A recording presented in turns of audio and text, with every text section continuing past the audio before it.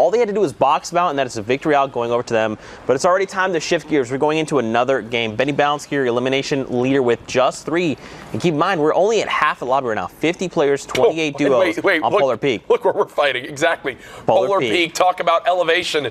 This could be a third straight game where it plays a major factor. And, you know, I've had the chance to get in matches with so many pro players, and there's like a common meme across the community where it's like, if there's a chance for the zone to pull towards elevation, it just always kind of does. It's like it can go into a nice little valley. It could go across a flat plain. Nope.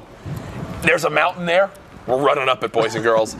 Benny Bounce and Pulsar just sitting right on the side of this. Here comes the movement of the zone. And again, from the top of Polar Peak, this one not nearly as bad as they're going to go ahead and drop on down.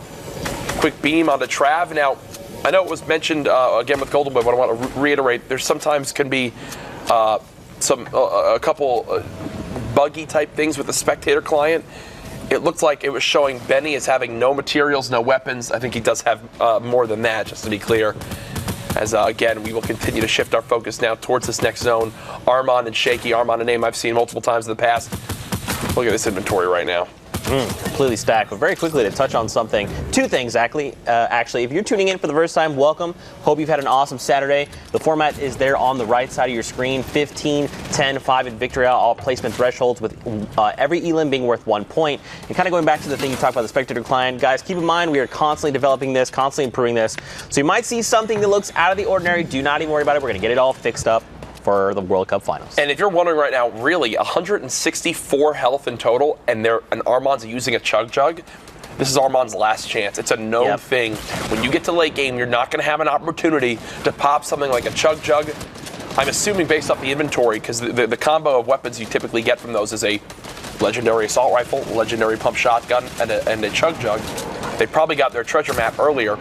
But yes, smart play from Armand, because this is the last time the zones won't just stop, like keep it does this player not have any idea? No. Devil's accuracy had no clue there was 2 just on the other side of the wall, and now it's going to be an all-out sprint. You hear people already pulling their gliders, launch padding. Ooh, nice community launch pad. Got it. They are going to go up, Courage. We see a lot of players down low scrambling. And again, even this little bit of a side of a cliff can make a huge difference for players as they try to land on down. You saw Boogie Bomb go off there with 2 of the players in ballers. Brocky in the bottom right of your screen is going to land on some of that loot in hopes of potentially finding himself some more materials. Fades low on health. Meta low on health. Morg, I think that's Morgossi. I believe Rogue Morg. So that's right. He's in this game. Remember, he won the Summer Skirmish way back when. That was a Summer Skirmish, right? Yeah. Okay. Yep. They're at PAX. Yes. It was a good time. It was a lot of fun. First time you played the Lazy Links golf course. Rest in peace, Lazy Links. I don't want to remind people that I lost really horribly there, but you guys bodied me in golf. So just to relive a small memory. Some of you may remember, some of you new people might not know. Typically, the person who beats you brings it up to rub it in your face, but there you just brought the humiliation upon yourself. There goes Tyler's. As now we're still watching Shaky and Armand building up the side of this cliff. 2 players just to his side. Evil is on the high ground, and Ghoulish just down low as well. Another player gliding on in. 4 eliminations so far, and I believe they had another player knocked, so potentially a 5th about to come into play. And look, right now, great to have 3 big shields. There's almost no chance to use them in these late game zones. Imagine if they held onto a Chug Jug for this. There would have been no shot. Yeah, man, it's all about managing your resources there as you move into the late game. Keep in mind, guys, 10 players left, 6 duos remain, which now means at top 5, every player here is going to get more placement points. Yep. And now they have to try and do their best that they can to close out the game. Keep in mind, there's a few singletons out there, just a few solo dolo riders. 2 of them, to be exact. Sundown taught me the math, so now I can do this sometimes, not always. Really depends on how much time you have to think about it.